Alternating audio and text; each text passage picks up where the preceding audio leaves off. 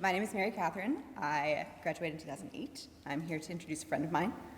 It's very weird being back up here after 18 years. All right, so quick question for y'all. Who knows what the word cornhobble means?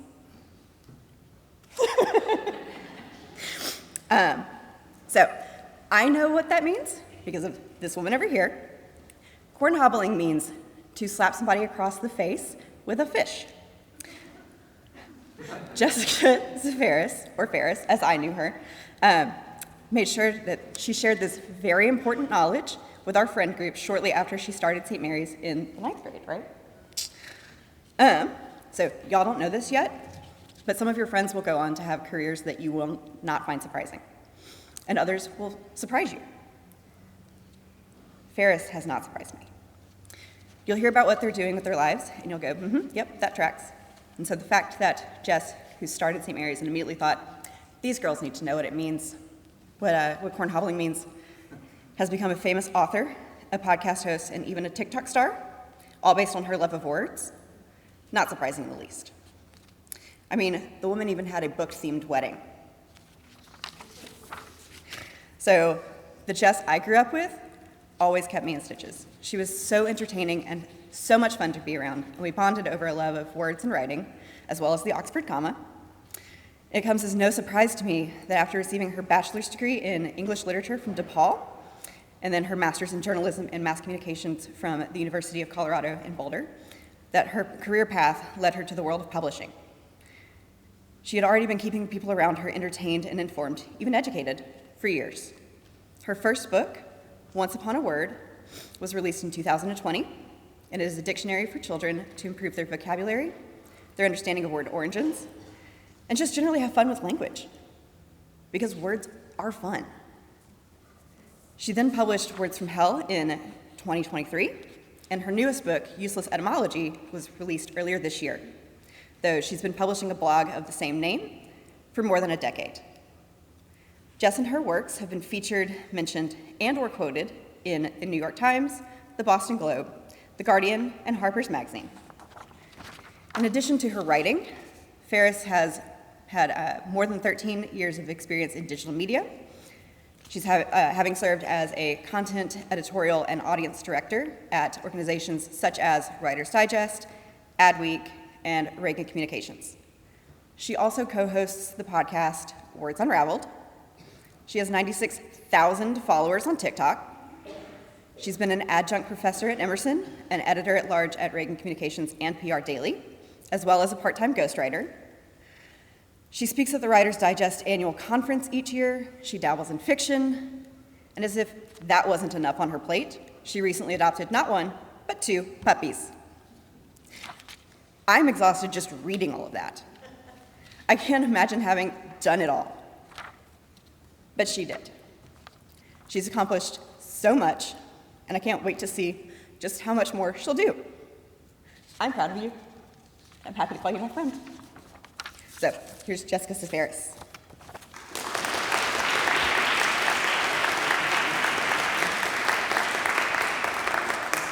Thank you so much, MC. All right, give me a second. I'm gonna get situated here. Really excited to talk to everyone today. Let's start with hello. I am Jess Zafarris. As you have learned, I am the author of 3 books on etymology, and I'm here to talk about words and their stories. The study of words and their stories and their origins is called etymology. That's a Greek-derived word that means the study of the truest sense of a word. Now, that's not to be confused with entomology, which is the study of insects, from a Greek root literally meaning a creature that is segmented into pieces. So if you're here for the bug seminar, I'm afraid we're a few legs and antennae short. That said, I do love talking about the origins of insects and arachnid-related words, and one of my favorite jokes goes, people who confuse etymology and entomology bug me in ways I can't put into words. The first word I said to you was hello, but it would not have been the first word I said to you if I had been talking to you 200 years ago, because hello didn't become a standard conversational greeting until the introduction of the Bell telephone in 1876. Instead, people typically greeted each other with good evening, good morning, good afternoon. Initially, Alexander Graham Bell proposed using the word ahoy as a telephone greeting instead of hello, but Thomas Edison won out because he worked with Pennsylvania telephone companies, and the word hello became so affiliated with telephone technology that women who operated phone lines back in the day were called hello girls. The verb, speaking of technology, the word escalate didn't exist before the invention of the escalator. Charles D. Seeberger trademarked the term escalator in 1898, and the verb escalate is backformed or made into another word from it, meaning escalator existed first, and we made a verb out of it by removing the ending.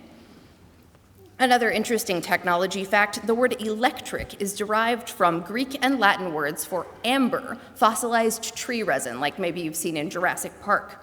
Because early experiments with electricity involved rubbing wool against amber to generate sparks, and that was some people's first up-close observation of electricity, outside of lightning, of course. And you know how you can feel overwhelmed and underwhelmed? Well, you can, in fact, just be whelmed, as a matter of fact.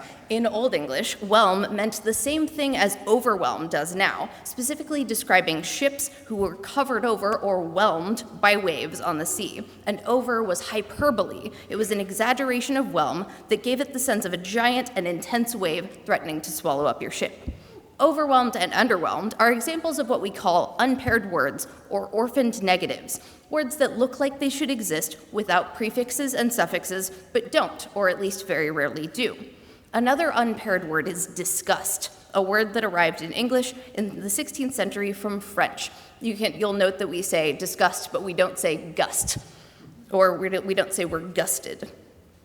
What this word comes from is the Latin root gustare, meaning to taste. So gust, if we were to say we are gusted in English, it would mean that we were excited to taste something rather than being disgusted by it. Now let's shift to some eponyms. An eponym is a word named after a person. Did you know that sideburns were named after General Ambrose Burnside, whose voluminous and resplendent whiskers inspired the name of the facial hairstyle? As you can tell, the parts of his name were swapped to make this word, which is an example of what we call metathesis, when words or letters are swapped to create a new term. Another fashionable eponym is the fedora, the hat, which was popularized by and named after a woman, a fictional woman in a sense, but also a real one. In the 1800s, famed actress Sarah Bernhardt wore a hat in that style as she performed the role of the title character in the play Fedora by Victorien Sardou. She was also famous for playing characters like, Hamlet. Thanks to the popularity of Bernhardt's performance, the hat was named after the character she played, and it became a defining symbol of the women's rights movement before the fashion-forward Prince Edward started wearing one in 1924 and made it a piece of menswear. Sequoia trees are named after Sequoia, who was a Cherokee innovator who developed the Cherokee syllabary, the first Cherokee writing system. He was an original word nerd. You might also know that Kleenex and Band-Aid are both brand names, and the regular words we often use for those objects instead of tissue or adhesive bandage. We call these genericized trademarks or proprietary eponyms, eponyms owned by a company. Other words that were originally brands but are now used more generally include bubble wrap, ping pong, breathalyzer, rollerblade, superglue, windbreaker, zipper, and TV dinner. Those all used to be brands. Now these are fun factoids, right? Well, not really. Today, many people use the word factoid to mean a fun fact, a little morsel of interesting information, but originally a factoid wasn't a fun fact at all. In fact, it wasn't any kind of fact. The term was coined in 1973 in a novelistic biography about Marilyn Monroe to refer to the supposed facts in magazines and newspapers that had no basis in fact, but were there to manipulate the emotions of readers. Basically the same thing as fake news. The author, Norman Mailer, intentionally used the suffix oid, which comes from the Greek eidos, meaning appearance or shape. Just like in science fiction, an author might call an alien who looks like a human but isn't from Earth a humanoid. So a factoid was not a fact, but something that had the appearance or shape of a fact. Now, why am I telling you all of this aside from impressing your particularly nerdy friends? My newest book I have here is called Useless Etymology. But I don't actually think that etymology is useless. The title is a little jab at the notion that people think that learning about word origins is just for fun. So what can etymology do for us? Why is it useful? First of all, it advances literacy, reading comprehension, and vocabulary.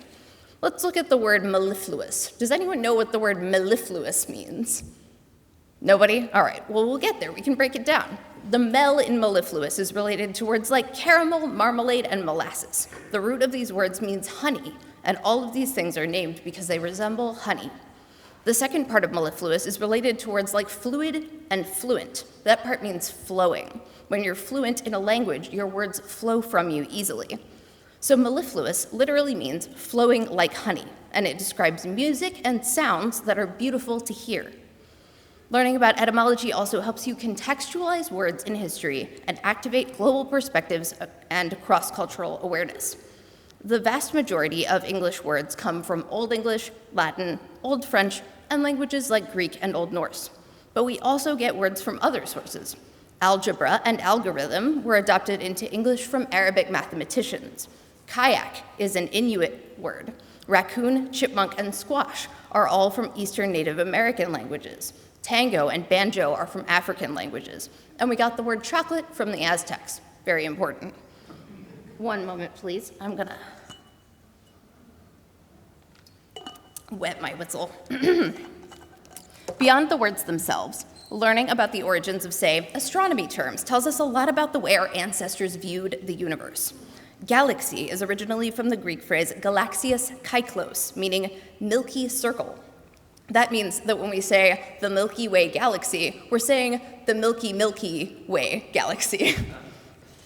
The word planet comes from the Greek phrase asteres planetae, meaning wandering stars. So planets were observed to be wandering through the sky. And an astronaut is quite literally a star sailor, with the Greek astro meaning star and nautis meaning sailor. Learning about etymology reveals untold stories about people and historic events that have been lost to everyday memory. Who has ever heard of the word anti-disestablishmentarianism? Okay, we've heard of it a little bit, right? Now, does anyone know what it means? A little tougher. You're not alone. If you break it down, you'll find that the establishment in this word means an authority. So in this case, the establishment was the Church of England, and disestablishmentarianism meant you wanted to be separated from the authority of the church, so anti-disestablishmentarianism meant you didn't. But that doesn't exactly come up a lot in everyday conversation, right? So why do we know this word? Why have we all heard of this really long word about the Church of England? It isn't the longest word in English, but it is notable among very long words for not being a scientific or medical term, like pseudo-hypoparathyroidism, and for not being a fanciful coinage, like hippopotamonstrosesquipedaliophobia, which is an intentionally silly word that means the fear of long words. But still, anti-disestablishmentarianism was not known to the average person until 1955, when a 12-year-old girl named Gloria Lockerman correctly spelled the word on an episode of the game show The $64,000 Question. She would return for another episode of the same show and correctly spell the sentence, "The belligerent astigmatic anthropologist annihilated innumerable chrysanthemums." Phew. Gloria became an overnight sensation, and one of the reasons she became such a sensation is because she was Black, and it was the 1950s. Her show of spelling aptitude defied the expectations of viewers, many of whom held negative stereotypes about Black people's intelligence. Truly an OG word nerd. All of this hype resulted in the previously obscure word anti-disestablishmentarianism becoming a word that everyone had heard of, even if they weren't well-versed in 19th century Church of England politics. There's also a darker side of etymology, where we find that words are embedded with bias. For instance, the word hysterical is from the Greek hystera, meaning womb or uterus, and for much of history, hysteria was given as a medical diagnosis for almost any kind of mental illness or distress in women. In short, it was used to control, infantilize, and institutionalize women against their will and to dismiss their medical needs. And that still happens today when women are disproportionately accused of behaving hysterically when they are upset. But word origins in general are not a dark subject to learn about. Learning about etymology can also awaken our creativity and imagination. One example of this is the portmanteau, or a word mashup like hangry, brunch, or frenemy. The word portmanteau was coined by Lewis Carroll, author of Alice's Adventures in Wonderland. A portmanteau was a word for a carrying case or a coat carrier, and as Humpty Dumpty explains in Through the Looking Glass, it means there are two meanings packed up into one word. Carroll coined many portmanteaus in his work, especially in the poem Jabberwocky, including chortle and galumph, which we still use in conversation today. But some portmanteaus are much older than his works. Splatter was originally a blend of splash and spatter, and stash was a mashup of stow and cash. Learning about etymology empowers you to shape the future of language. 14.7 new words are born every day. That's one word every 98 minutes. That's 5,400 words per year, and 800 to 1,000 of those words are added to English dictionaries every year. Like LOL, which was first recorded in the 1980s and added to the Oxford Dictionary in 2011. We'll see if 6-7 sticks around, but for what it's worth, skibbity has already been added to the Cambridge Dictionary. Word stories and their magic can make or break your education, career, and vocation, and the precision and creativity with which you wield them can unlock multitudes. Words are meant to be bent and blended and diced and reassembled. Go ahead and verb your nouns and adjective your verbs, just like Shakespeare did with many of his supposed 1700 coinages. Up for debate, but that's another conversation. The more you study etymology, linguistics, and the development of language, the more you realize that language is always changing. It does have rules, literally all languages do, but those rules evolve. So I found that being too quick to correct someone's grammar is a lot less fun than reveling in that rip-roaring chaos of collective, iterative creativity that is the way we speak and write. It's also this kind of originality that will help you stand out in a sea of robotic sameness, this world that AI tools have unleashed. I do think it's important for writers to learn about AI tools and to understand how they work, but that's so you can understand their limitations. Your writing and your voice will always ring stronger, brighter, and more you than anything a robot can chew up and spit out. My interest in words began at this very school. You've probably heard the name Nanette Quinn around here, and there's a reason. She was a force of nature. Once in her French class, we were assigned a reading for homework, and as we reviewed it the next day, we came to a word that wasn't on our vocab list, and none of us knew what it meant because we hadn't looked it up. And Madame Quinn, she exploded.